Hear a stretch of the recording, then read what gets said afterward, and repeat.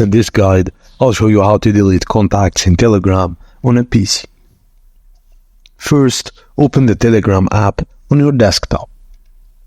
Click on the hamburger icon in the upper right left corner of the screen. Select Contacts from the left sidebar.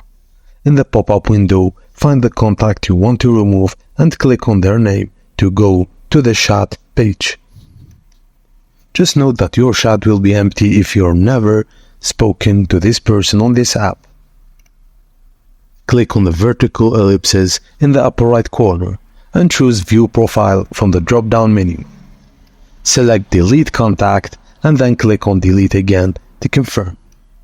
This contact will now be removed from your Telegram account. Just note that deleting a contact in Telegram will not remove the contact's phone number from your device's contact list. You must delete the contact from your phone's contact list separately.